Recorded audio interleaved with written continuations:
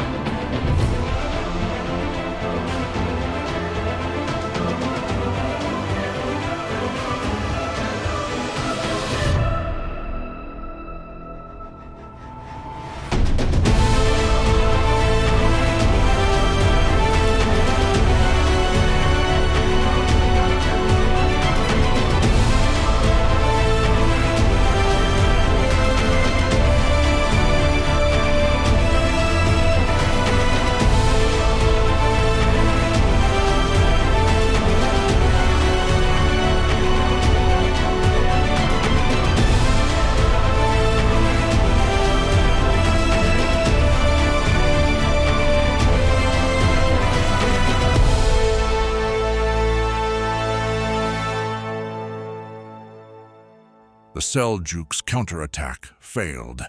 The battle had claimed its toll on both sides. Fallen warriors marked the ground, but the Crusaders, though battered, stood unbroken. The Seljuks were repelled by the sheer might of the Crusaders, and on June 18th, the garrison of Nicaea finally surrendered. Yet, even in victory, tensions simmered among the Crusaders. The order forbidding looting turned triumph into bitter frustration. To quell their anger, Alexios offered them gold, but it did little to ease the bitterness of their discontent. By the end of June, the Crusaders pressed deeper into Anatolia, their hopes high that Alexios would finally join them in battle. But it was Tatikios who arrived, with only a small Byzantine force. To maintain order, the Crusaders split their ranks, one led by the Normans, the other by the French. On July 1st, the Normans, led by Bohemond, reached Dorylaeum ahead of schedule, while the French column was still in the final stretch toward the city. The Normans were ambushed without warning. Seljuk archers encircled them, unleashing deadly volleys from every side. The Normans quickly formed a protective circle, shielding the non-combatants and supply wagons, while riders were sent to summon the French forces.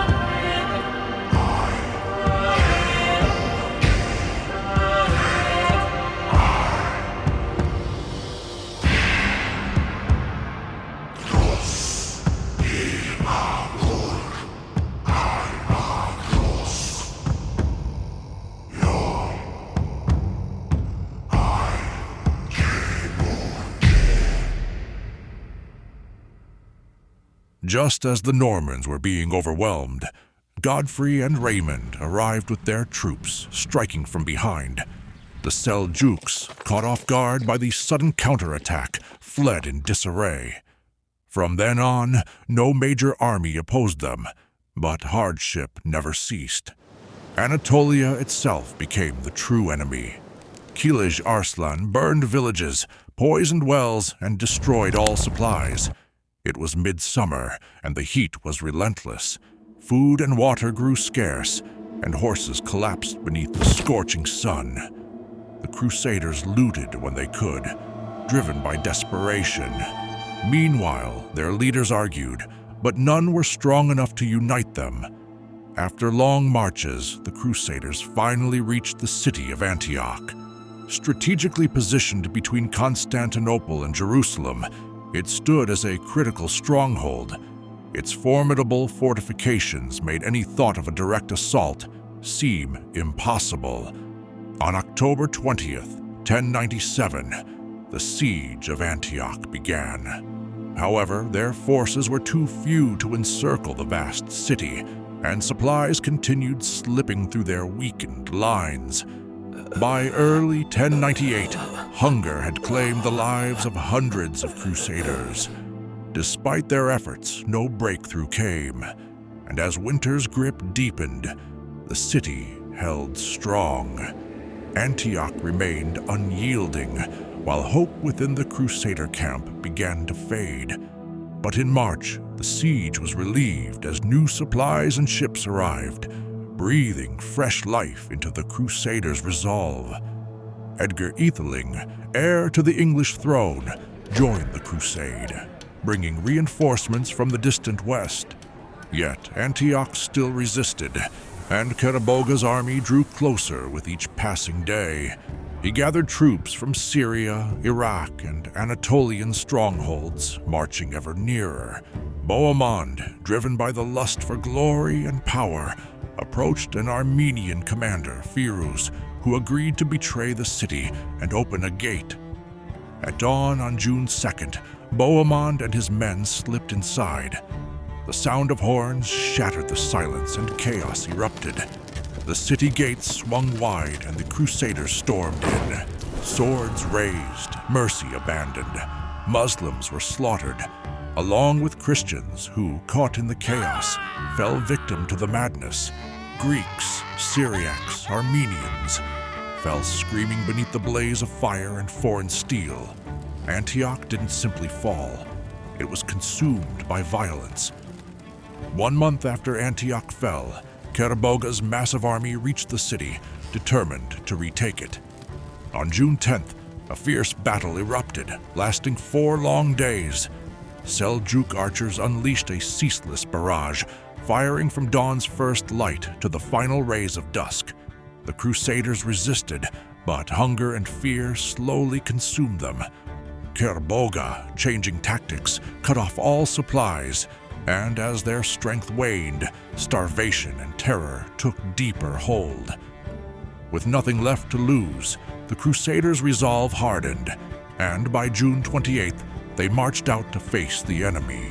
Karaboga's army responded, but their assault was chaotic and disorganized. The Muslim lines collapsed quickly, and most fled without fighting.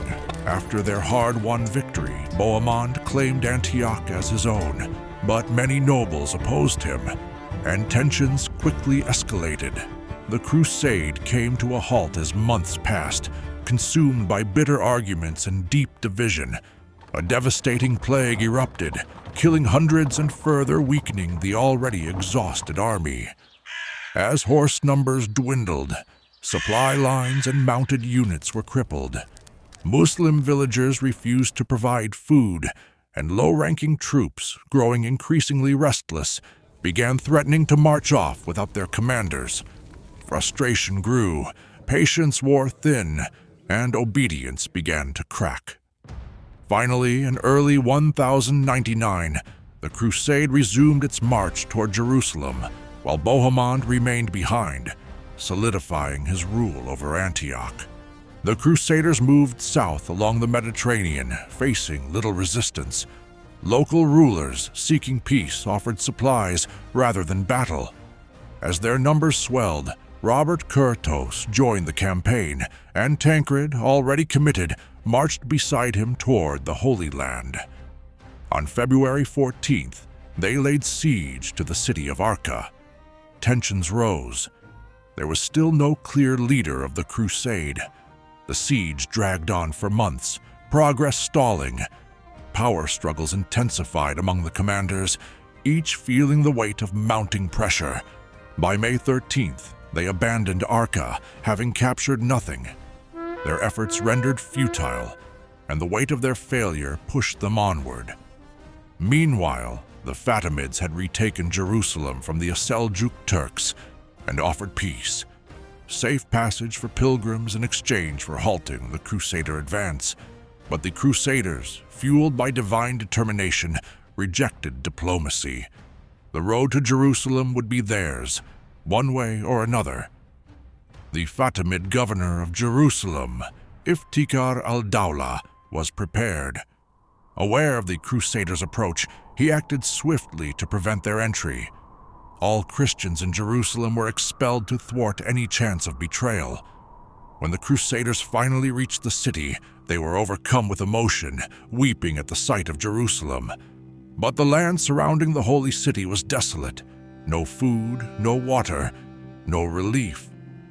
The Crusader force numbered only 12,000, of which barely 1,500 were cavalry. Too few to lay siege, and a blockade like Antioch was impossible. With no time, no strength, and no supplies for a prolonged siege, they prepared for a direct assault on the walls. Godfrey and Tancred camped to the north, while Raymond established his position to the south, ready to strike.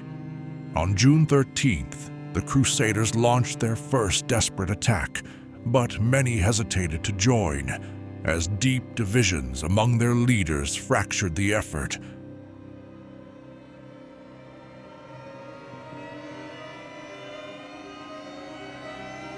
Although some soldiers reached the walls with ladders, the fierce resistance forced the Crusader army to retreat quickly. Leaders agreed that the next assault must be stronger and more unified. The Crusaders, weary but resolute, would press forward together no matter the cost. On June 17th, Genoese ships arrived, commanded by Guglielmo Embriaco. They brought engineers and timber, crucial for the construction of siege engines. With their arrival, work began on towering structures and battering rams. But soon, news came. A Fatimid army was marching from Egypt. The Crusaders now had no choice but to strike quickly before reinforcements could reach the city. Soon after the news, the final assault on Jerusalem began. Raymond's troops struck the southern gate with unyielding force, while northern forces attacked the walls simultaneously.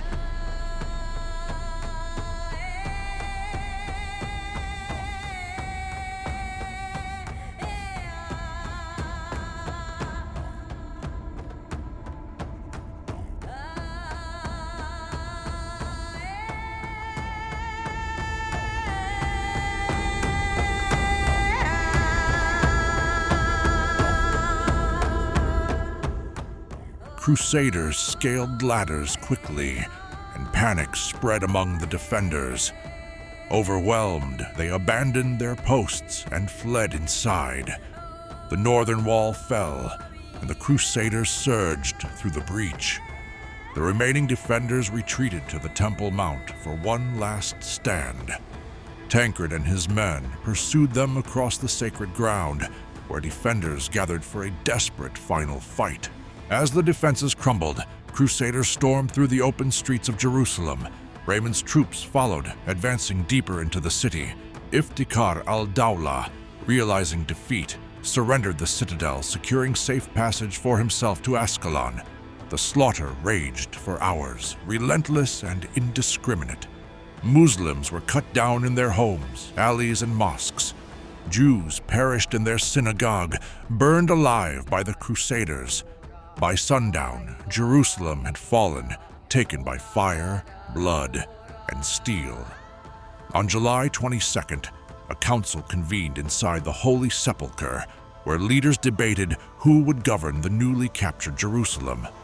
Godfrey was chosen, not as king, but as defender of the Holy Sepulchre. Most Crusaders, believing they had fulfilled their vow, therefore began their journey home. Yet only 300 brave knights and 2,000 infantry remained to defend the city's walls. Many had fled before even reaching Jerusalem's sacred gates, too fearful to set foot in the city, still arrogantly claimed victory and glory. Unfortunately for them, news spread, and the deserters were mocked across Western Europe. Some faced excommunication by the church itself. Meanwhile, those who reached Jerusalem were hailed as heroes. The First Crusade reshaped Europe, its faith, politics, and destiny. Europe's reach expanded, while the Crusades strengthened the Catholic Church, leaving an unhealable rift between Christianity and Islam. One city fell, but its shadow would stretch across centuries, forever altering the course of history.